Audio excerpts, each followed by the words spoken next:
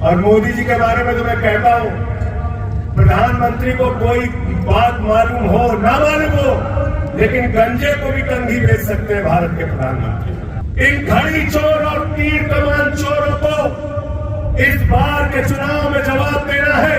महाराष्ट्र के लोगों आपको जवाब देना है।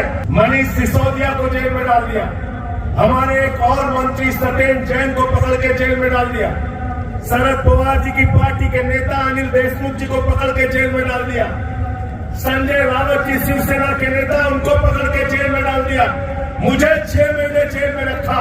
लेकिन मैं प्रधानमंत्री जी से कहना चाहता हूं, चाहे जितनी जेल में डालो, तुमसे लड़ाई जारी रहेगी और इस बार के चुनाव में तुमको इस देश की जनता तुम्हारी तानाशाही का जवाब देगी।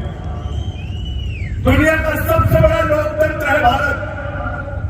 145 करोड़ लोग अपने वोट की ताकत से नेता चुनते हैं, उनको संसद बनाते हैं, विधायक बनाते हैं, मंत्री और मुख्यमंत्री बनाते हैं। प्रधानमंत्री जी और उनकी पार्टी सारे विपक्ष को जेल में डालना चाहती है। मुझे तो प्रधानमंत्री जी के ऊपर एक छोटी सी कहानी याद आ गई। एक बार एक लड़का सारे विपक्ष को जेल में डालना चाहते हैं मोदी जी। एक बार एक लड़का ट्रॉफी लेके अपने पापा के पास पहुंचा, उसने कहा पापा मैं फर्स्ट आया, पापा मैं फर्स्ट आया, दौड़ में मैं फर्स्ट आया। पापा ने कहा बेटा बहुत बहुत बधाई तुमको, ये बताओ तुम्हारे साथ प्रतियोगिता में कितने लोग थे? बोले पापा मैं अकेले दौड़ रहा था, फर्स्ट आया फर्स्ट आया फर्स्ट आया। वो अकेले चुनाव लड़ना चाहते हैं, सारे विपक्ष को जेल में डालना चाहते हैं। मैंने सुना था कोई कार चोर होता है, कोई बाइक चोर होता है, कोई सोना चोर होता है, कोई घर में घुस के चोरी करता है। प्रधानमंत्री और उनकी पार्टी चोर है, पूरी की पूरी पार्टी चोरी करने जाती है। 12 साल ठाकरे जी की, उद्धव ठाकरे जी की तीर कमान चोरी कर ली मोदी जी ने, शरद पवार जी की घड़ी चोरी कर ली। इन घड़ी चोर और तीर कमान चोरों को इस बार के चुनाव में जवाब देना है। महाराष्ट्र के लोगों आपको जवाब देना है। 48 की 48 सीटों पर इंडिया गठबंधन जीतना चाहिए, 48 की 48 सीटों पर। और ये घड़ी चोर और तीर कमान के जो चोर हैं, उनको ये बता देना कि आप छत्रपति शिवाजी महाराज के वंशज हैं, उनको मानने वाले लोग हैं, उनके रास्ते पर, उनके पद चिन्हों पर चलने वाले लोग हैं। और छत्रपति शिवाजी महाराज ने कहा था, गद्दारों को माफी नहीं, जो गद्दारी करते हैं उनको कभी माफ मत करना।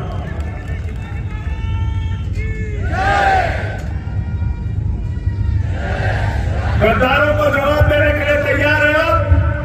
हाथ उठा के बताइए, तैयार है ना? मोदी जी कहते हैं हमारी ये गारंटी, ये गारंटी, ये गारंटी। मैंने कहा मोदी जी आपकी सिर्फ एक गारंटी है, झूठ बोलने की गारंटी है। प्रधानमंत्री नरेंद्र मोदी ने 10 साल में इतना झूठ बोला, इतना झूठ बोला, मैं समझता हूं विश्व रिकॉर्ड बन सकता है प्रधानमंत्री। और मोदी जी के बारे में तो मैं कहता हूं, प्रधानमंत्री को कोई बात मालूम हो ना मालूम हो, लेकिन गंजे को भी कंघी बेच सकते हैं भारत के प्रधानमंत्री। गंजे को भी कंघी बेच सकते हैं। इतना झूठ, कहने लगे 2 करोड़ नौकरी हर साल देंगे, किसानों की आमदनी 2 गुना करेंगे, इतना काला धन लाएंगे कि 15 लाख हर खाते में जमा हो जाएगा।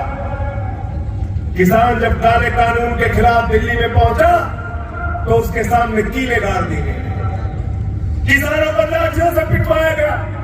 750 किसानों ने अपनी शहादत दी। मैं महाराष्ट्र के लोगों आपसे कहने के लिए आया हूं, जिन्होंने 750 किसानों की जिंदगियां ली, उनकी चुनाव में जमानतें जब्त कराने का काम आपको करना है। प्रधानमंत्री जी कहते हैं 400 पार, 400 पार, 400 पार। ये फर्जी नारा है, ये जुमला है, याद रखना। प्रधानमंत्री ऐसे नारे कई राज्य में दे चुके हैं। बंगाल में गए, कहने लगे 200 पार, 200 पार, 200 पार। 73 सीट। झारखंड में गए, कहने लगे 65 पार, 65 पार, 65 पार, आई 23 सीट। मिजोरम में गए, कहने लगे 21 पार, 21 पार, 21 पार, आई 1 सीट।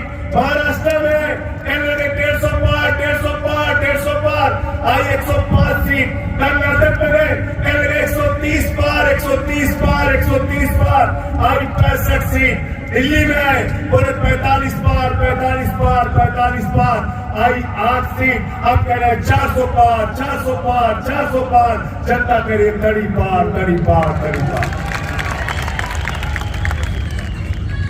इनको 30 पार करना है ना? तैयार है ना? आपको तैयार है ना? तैयार है इनको 30 पार करना है ना? कैसे कैसे मंजर अभी आने लगे हैं, कैसे कैसे मंजर में आने लगे हैं, और गाते गाते लोग चिल्लाने लगे हैं, बदल डालो इस तालाब के पानी को, कमल के फूल तो मुरझाने लगे हैं, कमल के फूल तो मुरझाने लगे हैं। कितना घमंड हो गया मोदी जी को। गाना गा रहे हैं, कह रहे हैं जो राम को लाए हैं हम उनको लाएंगे।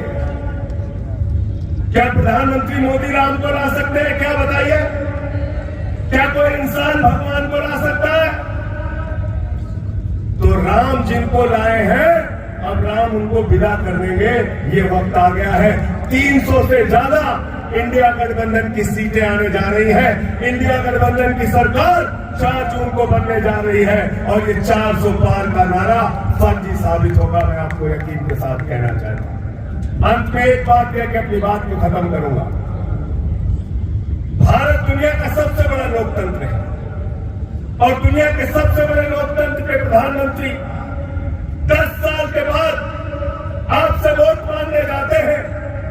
10 साल में शिक्षा के लिए क्या किया नहीं बताते, बिजली के लिए क्या किया नहीं बताते, किसान के लिए क्या किया नहीं बताते, नौजवान के लिए क्या किया नहीं बताते, महिलाओं की सुरक्षा के लिए क्या किया नहीं बताते।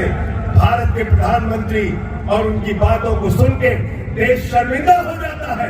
10 साल के बाद भी हिंदू मुसलमान, हिंदू मुसलमान, हिंदू मुसलमान इसके नाम पर वोट मांगते हैं। मैं मोदी जी से कहना चाहता हूं, मोदी जी अब आपका ये हिंदू मुसलमान वाला फार्मूला चलने वाला नहीं है। हमारे काम का हिसाब दो, जो वादे किए थे उसको तुमने क्यों नहीं पूरा किया, इसका हिसाब दो। इसके हिसाब के नाम पर इनसे वोट लेना है।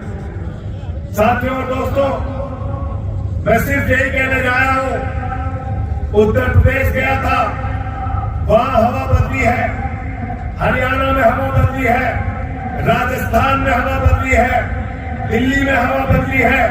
केजरीवाल जी को जेल में डाला है, तो वहां लोग नारा लगा रहे हैं, जेल का जवाब वोट से देंगे, तानाशाही का जवाब वोट से देंगे, गुंडागर्दी का जवाब वोट से देंगे। और मैं छत्रपति शाहू जी महाराज की धरती पर खड़ा हूं। ये तो वो धरती है पूरे देश में आज अगर दलितों, पिछड़ों, शोषितों, वंचितों को अगर एक ही बात याद आती है, पहली रियासत थी ये रियासत जिसने आरक्षण की व्यवस्था को लागू करने का काम किया, गरीबों को, वंचितों को अधिकार देने का काम किया। मैं आपसे यही कहना चाहता हूं, ये बेईमान अगर दोबारा आ गए तो ये आरक्षण खत्म करेंगे, संविधान खत्म करेंगे, आपके वोट की ताकत खत्म करेंगे। हम बाबा साहब डॉक्टर भीमराव अम्बेडकर के संविधान को खत्म नहीं होने देंगे, हम अपने आरक्षण को खत्म नहीं होने देंगे, हम अपने वोट की ताकत को खत्म नहीं होने देंगे। हम भारतीय जनता पार्टी और एनडीए को इस चुनाव में हराएंगे। और मैं फिर दोहरा रहा हूं, महाराष्ट्र में 48 के 48 सीटें इंडिया गठबंधन को दे देना, इन बेईमानों को हराने का काम करना। बहुत बहुत शुक्रिया, बहुत बहुत धन्यवाद।